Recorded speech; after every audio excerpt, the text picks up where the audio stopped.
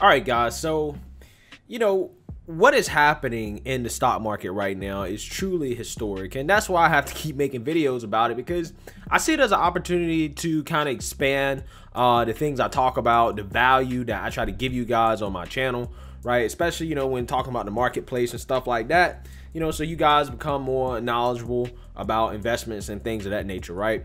Now, one of the things that I want you guys to understand is that, when it comes to finance, just like the political system, they work hand in hand, and they're both against the little guy, right?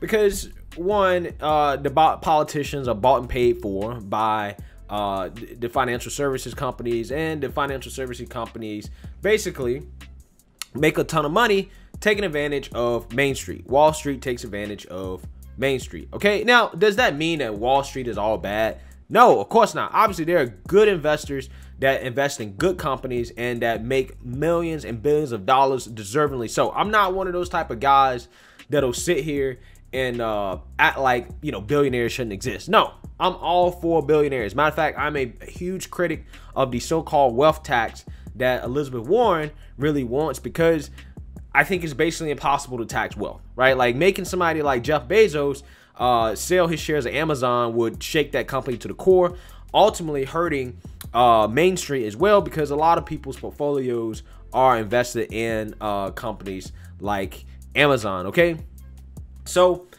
I'm just saying, right? I just want the game to be fair. Now, again, when it comes to this whole GameStop thing, it has exposed how unfair the game can be sometimes, and it can be exploited, right? And mainstream investors have exploited that. Now, what I want to show you guys today is kind of how this game works, okay? Because you have, like I said, the politicians, and then you have the billionaires, okay?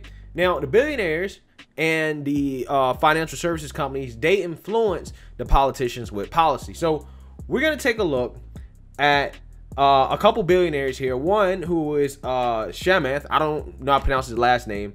And he's one of the, I would say probably good billionaires, right? And then we're going to take a look at another billionaire that's on the other side of the coin. And we're going to look at the differences in their language in terms of how they feel about Mainstreet investors.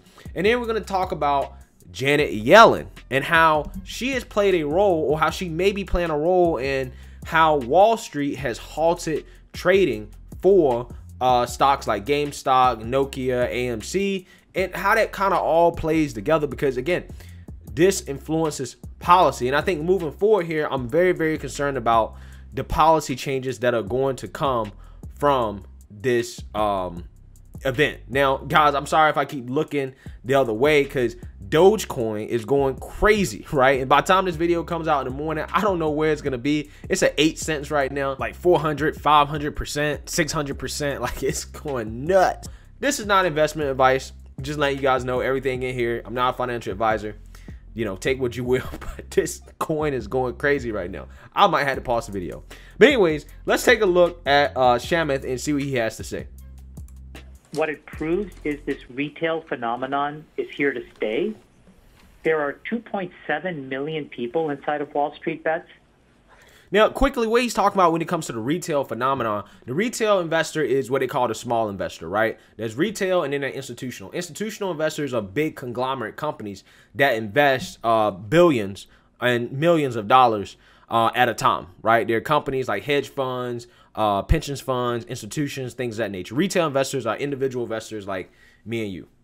I think that they are as important as any hedge fund or collection of hedge funds.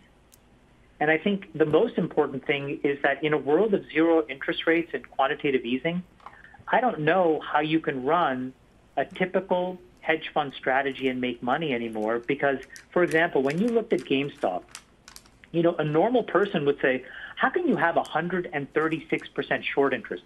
How can you be short 40% more shares than actually exist in the world? To a normal person, that doesn't make any sense. But to a Wall Street mathematician, that's the game that has been played for years, and that game came undone. Well, I mean, that may be that may be somewhat of an extreme example. Let me just go through a couple of things you said here.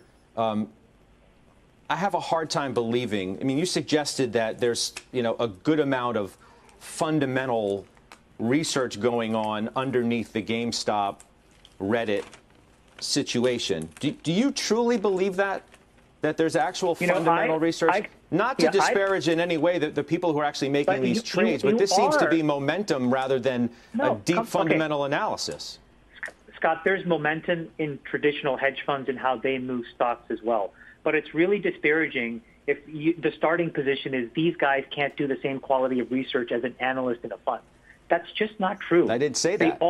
I didn't say they can't do that kind of research. I'm questioning whether they're actually doing the research when it comes to things like GameStop and AMC and. So I think what this guy's saying is a little disingenuous here. Basically, what he's implying is that institutional investors like hedge funds, they are doing research, and their research goes into their decisions. Therefore, that makes their decisions just. And what he's also saying on the flip side of that is that retail investors, they're not doing their research. They're just gambling. Well, the problem with that is that this whole thing started from fundamental analysis, which is that, hey, GameStop is being overshorted, right, to the point where it is trading below its real valuation.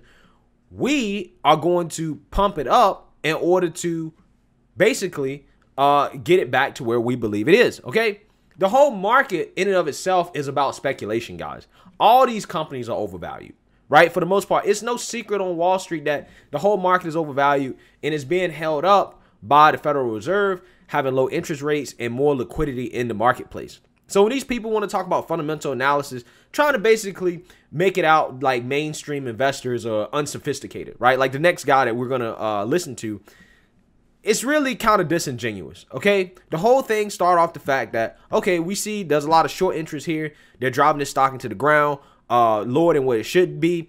We're going to push back against that, okay? And more people got into it and it got momentum, but I think it did start off on a solid hypothesis that maybe this stock is undervalued, okay, based off shorts pushing it lower than where it should be. Okay, it just so happened that everybody got in on this and started pushing it up, definitely a lot higher than what it should be. However, I mean, at the end of the day, that's the free market. Some of these other things. There's a distribution. And obviously at one end, there are fundamental analysts. But on the other end, there are momentum traders that follow trends. But by the way, the dirty little secret of Wall Street is that exists in hedge fund land. The reason why this GameStop trade has caused so much pain is because at the top of the pecking order was Melvin Capital. Those guys were incredible stock pickers. They are incredible fundamental modelers of companies. Okay, Gabe Plotkin is one of the sort of giants of our era, of my era, right? But at the end of the day, what happens is, irrespective of what he puts on, his trades are mimicked and copied by umpteen other hedge funds that follow along. Basically, what he's saying is that these guys aren't necessarily original in regards to their trades, and that momentum affects their trades as much as it does on Mainstreet as well. Except, the institutional investors can communicate with each other more efficiently, and they have a lot more capital available to actually move the market. Now, this guy, Lee Cooperman, is really hated right now because it's obvious that this guy is on the other side of the spectrum when it comes to billionaires, hedge fund managers, and how they kind of see the role of Mainstreet versus Wall Street. So let's take a listen to what he has to say. Multiples, the 1 year, 3 year, 5 year returns have been very pedestrian. That's the environment we're heading for. You've said in the past that, where it was different instances, we weren't talking about the GameStop situation, that it was going to, quote unquote, end in tears. There are a lot of tears being felt throughout the business that you made your living in. And I'm curious to get your reaction to this notion of this uprising, a revolt, if you will, against the hedge fund community. The activity that took place in GameStop against some of the short funds, and just this general idea that we're sick and tired of watching hedge funds make all of this money. Hedge fund managers make all of this money. Whenever they don't get money, the government bails them out. They crashed the banks, big banks crashed the system in 2008 and got bailed out. And the quote unquote little guy got left holding the bag. I mean, how do you react to that? The big boy is holding the bag to a degree as well. Listen, in 2008, Bernanke figured out he had to rescue the economy, which was going down the toilet. And he figured out the best way to rescue the economy is to create wealth, because wealth leads to consumption. And the best way to create wealth is to get the stock market up. The trouble with that is 80% of the stock is owned by 20% of the people. Okay, and so what they did subsequently is they created a negative real return environment for savings, so you had no reward for being prudent and saving money. And that's what we're doing now. We have a new administration in place. I did vote for President Biden because I felt I voted my values, not my pocketbook. But if you listen to what Mr. President Biden has to say, basically, they're going to raise taxes on the individuals. They're going to raise taxes on corporations. They're going to raise the capital gains tax rate. It's not going to be user-friendly, you know. And but I don't know that they're going after hedge funds per se. But well, there was definitely some of that, right? I mean, there was definitely some of that, and you could see it in the. I've been doing this for 55 years. I can tell you the short sellers, generally speaking, are more knowledgeable than the long players, because they understand if you're wrong on a long, as it goes down, it becomes less of a problem in your portfolio. If you're wrong on a short, it becomes a bigger problem in your portfolio. So they tend to be very careful. They're very smart. And if I had to guess, I've never met him in my life. I've never spoke to him. But Gabe Plotkin will have turned out to be right in his view of GameStop. And the only surprise to me... See, the thing is, nobody's arguing that, right? Nobody's arguing that GameStop is a failing company that's probably going to go bankrupt. Nobody's arguing that. The argument is that have you guys, as institutional investors, value the company lower than what it should be and basically ran the stock into the ground. That's what the argument is. Okay?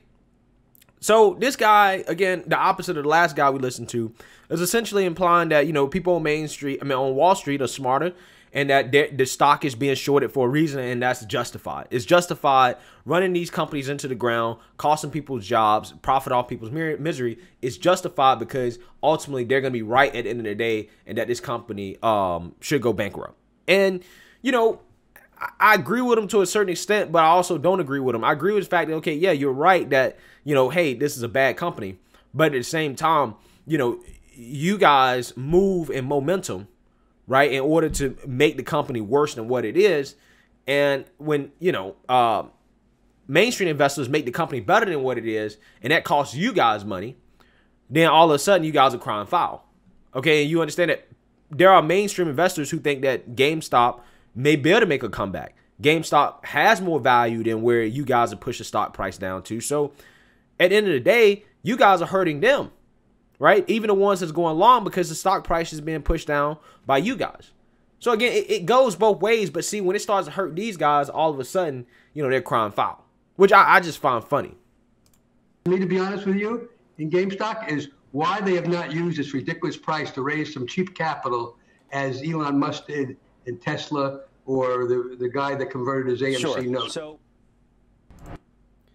all right, guys. And then he also said later on in this interview, he gave this little quote too, just so you guys understand. The reason the market is doing what it's doing is people are sitting at home getting the checks from the government, okay? And this fair share is a bullshit concept.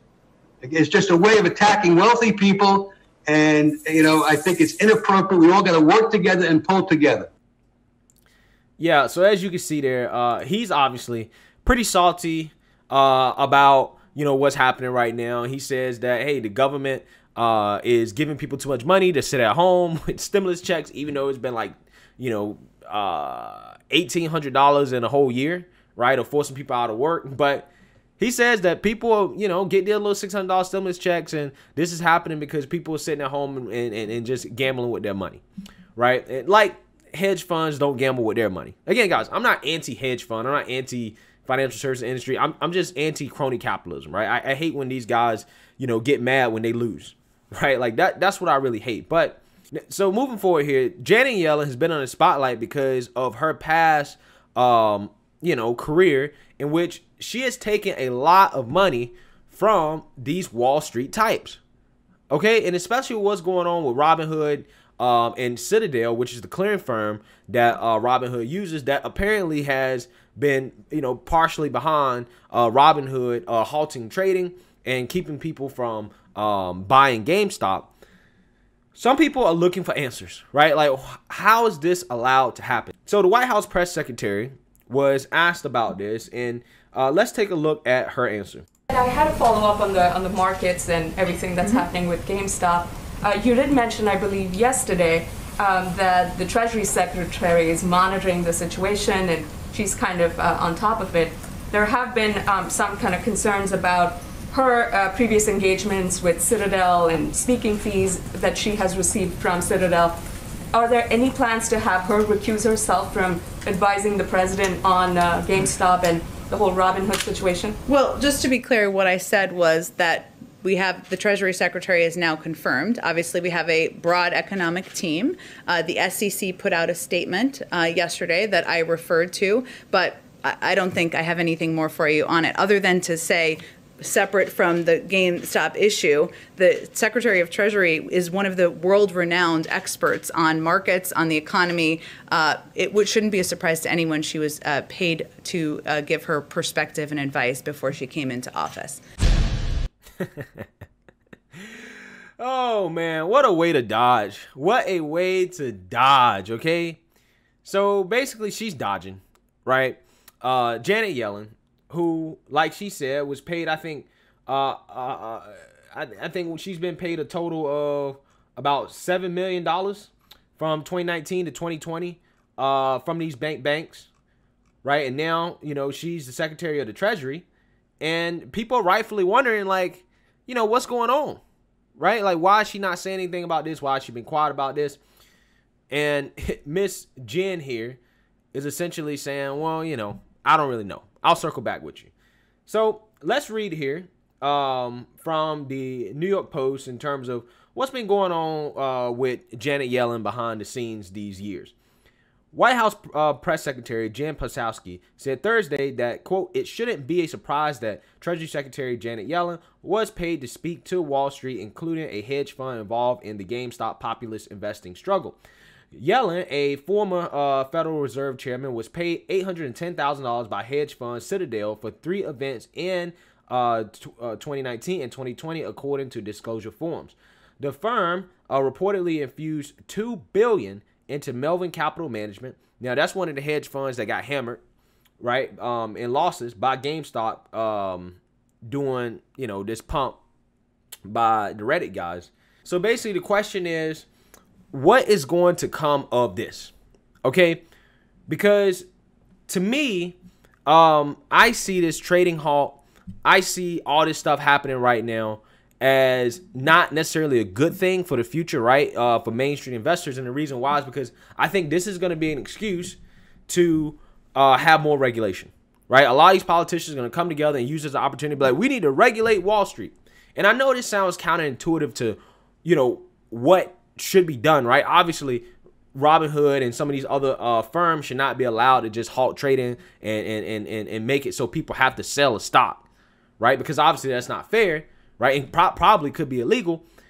However, in reality, the way things work is that because money is funneled from Wall Street directly to these politicians, they're going to make it better for Wall Street, right? They're going to put policies in place that are going to make it so Wall Street is going to be able to avoid having this type of situation again. And then they're going to say that it's in the name of helping the small investor. That's the way it always is. Okay, they're going to say, oh, no, we're listening to you, small investor. We're listening to you. But then they're going to turn around and do policy that's going to benefit these hedge fund guys. Because best believe, they're not going to allow this to happen again, guys. So, I mean, this is all fine and well right now. However, the more I think about it, the more I'm like, this is probably going to be one of those things where because it became such a big deal, they are probably going to start regulating more. And it's probably not going to go in the favor of Mainstreet. Now, me personally, like I said, I just want the game to be fair. Okay? If people want to decide to drive up GameStop and the shorts get hurt, theoretically, if you short a stock, right, this is something you learn in Finance Class 101. If you short a stock and you have the ability to lose an unlimited amount of money. And if people think that the stock is valued more than you think it is, there's always a loser and a winner, right? When it comes to a trade. That's the free market. And because I'm so pro free market, what happened with Robinhood, in my opinion, was not free market. So I think that, you know, there should be regulations, but needs to be regulations that truly promote the free market. Right now, we're not in an environment that promotes the free market. We're in an environment that promotes protecting people who have money, right?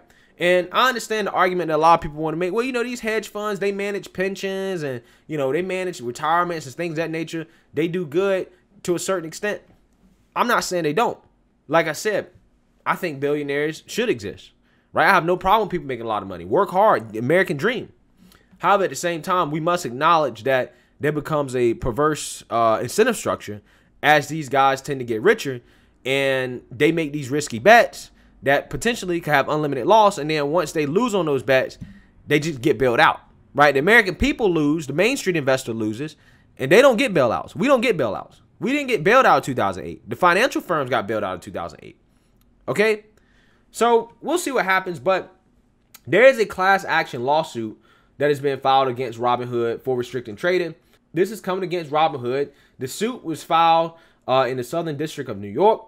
And claims that the day trading app purposely, willingly, and knowingly removed the stock GME, GameStop, from its trading platform in the midst of an unprecedented stock rise, thereby derived retail investors of the ability to invest in the open market and manipulating the open market. Under the existing limits announced by Robinhood, users will be allowed to close out existing trades, but not be able to acquire new shares of stocks in companies including GameStop, AMC, and BlackBerry. So, yeah, I mean, essentially, there's a lawsuit coming. We'll see where this goes. However, guys, I just got a feeling it's just going to lead to more regulation. However, we'll see. At the end of the day, I really don't know. But I did think that this was interesting to kind of talk about the dynamics between what is happening, the two sides of the argument here, and how this may affect policy moving forward, especially with somebody like Janet Yellen, who's obviously been bought and sold by these big companies already. So let me know what you guys think. Make sure you like, comment, and subscribe. Most importantly, share a Black conservative perspective. Peace.